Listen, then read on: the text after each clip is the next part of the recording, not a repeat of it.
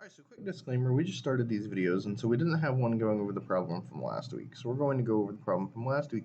This week, real quick at the beginning of this video, we're going over UVA problem 11221, magic square palindromes.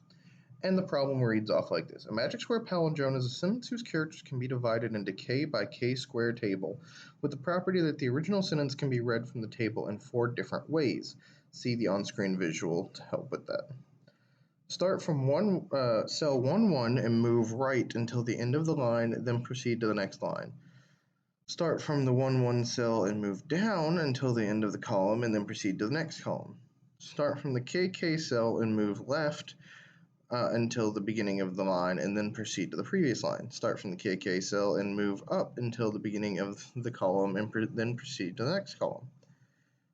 Satyr, Arpo, Tenant, Opera, and Rotos is probably the most famous magic square palindrome. We can arrange it in a K 5 by 5 table in the following manner. That's the visual that's been on your screen up to this point. Notice that the original sentence can be read from the table in 4 different ways described above. The first line of input gives the number of cases, T.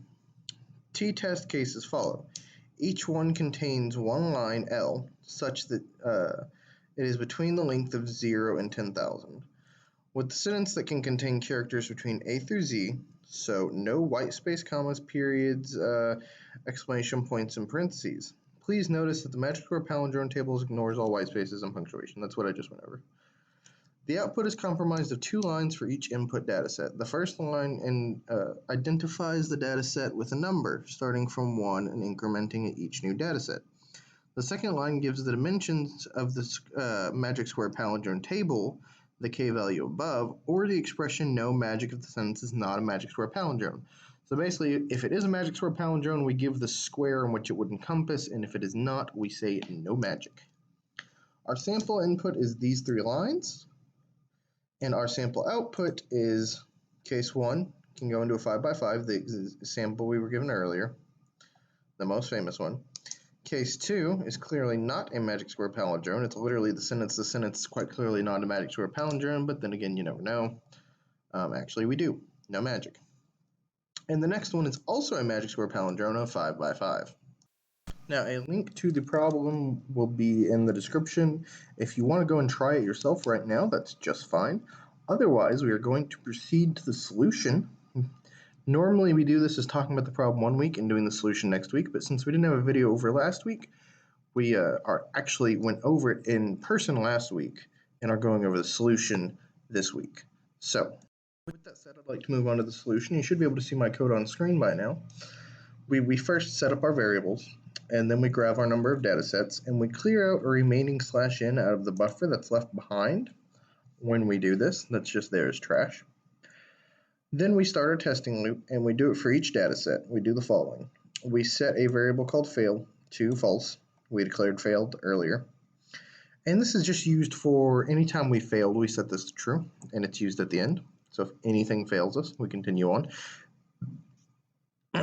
And we actually don't continue our checks if we fail above. We just stop checking anything for that string and go down to the bottom and print that it failed. Then we have our mod string. This is going to be where we store the string after we've removed everything that's not A through Z. So we do get line and we get the entire sentence. Then we remove all the non-alphabetical characters. We do this via the ASCII numbers for them, which start at 96 as a lowercase a and 123 as a lowercase z. That's actually 123 is one above a lowercase c and 96 is one below, but that's irrelevant at this point. We check to make sure it can be squared. I did this through fmod. So we first square root the number. So if the number was like, for example, 25, you get a perfect 5, but if it was 26, which is not going to be a perfect square palindrome, then you would get 5 point something something something, which means when you fmod that, which is just modulo but for floating point numbers, you will get back that it has a decimal at the end. And we use that to indicate, well, if it's not 0, then it wasn't a perfect square, and thus can't be a magic square palindrome. So if it was not 0, we fail out. If it was, however, a perfect square, we store that as the square and we move on. Now we have to make sure to check that it is the magic square palindrome. We check left to right. Now I'm going to stop right here, and we're going to go real quick to a presentation I prepared to point out the kind of neat trick about this one, but it's not immediately apparent what the trick is. So as you can see, we have our normal, the example that we were given to test against. Now let's say we take all these squares and we turn them into numbers instead, just counting downwards. And the reason we're doing this is we want to figure out, as we're going across in each of the 4 test cases we were given, which cubes are being compared, or blocks are being compared to which blocks. And so if we go down here and we start, and we go, 1, 2, 3, 4 being compared to 25, 24, 23, then we get this. Now if we do the same thing backwards, we get this. And now if we go where we're going up and down, so we're going 1, 6, 11 being compared to 25, 20, 15, we get these. And if we do that backwards again, of course you can always imagine the forwards and backwards are always going to be the same. And to describe why I'm doing forwards and backwards, that's generally how you would check, but you actually only need to do 2 of them. I just did it here to be as explicit as possible, because you'll meet in the middle and they'll have the same values forwards and backwards. And so if we take these and then organize them using the first block that it compares in their lists, we discover, oh, all these comparisons, no matter what, are actually the same comparison. And so with that knowledge, we know that we only need to make the singular check of going left to right, because if it's a magic square palindrome, that will be equivalent to everything else. And if it's not, then it won't, and it's not a magic square palindrome. So for that, we just loop through every letter going 125 and going backwards, and actually only make 13 checks. Very efficient, because we meet in the middle. Going any further, and we'd be rechecking the same blocks. So instead of checking what would on a 25-25 have ended up being almost 100 blocks, we only check 13 using that simple trick. Then we go to our final print down at the bottom. We first need to print the case number, and then we need to print whether or not it failed. And it's very simple. If we failed, no magic. If we didn't, then it's obviously a square because it passed all the previous checks above. Now, with that said, we are going to start going over the problem for next week. And the problem for next week is UVA 673, and it reads, you are given a string of consisting parentheses and brackets. A string of this type is said to be correct if it is an empty string. If A and B are correct, AB is correct. And if A is correct, A parentheses and B brackets is correct.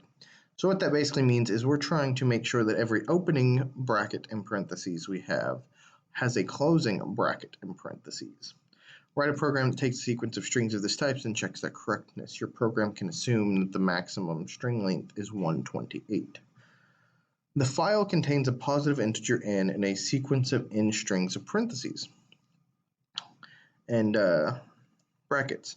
One string, a line, a sentence of yes or no in the output. So they don't actually give us very descriptive on that, but what they basically mean is we need to look through our strings, which will be given a set data number of. So the first thing passed in is n number of data sets, and then n number of strings, which are our data sets. Each of these strings is going to have brackets and parentheses in it, and we need to make sure that all opening brackets and parentheses have closing brackets and parentheses. And we will simply output a yes or no based on whether or not that is correct. So as we can see with our sample input, it has 2 opening brackets, or 1 opening bracket, 1 closing bracket, 1 opening parentheses, 1 closing parentheses. That is correct.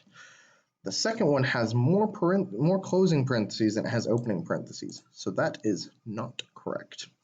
And the third one has as many opening parentheses and closing parentheses and opening brackets and closing brackets, as each other, and thus that is also correct.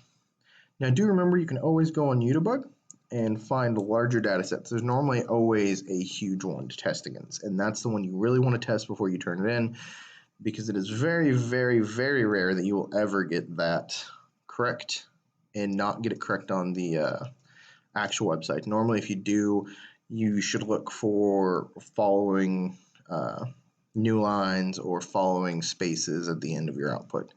That will sometimes, just that little thing will fail your program.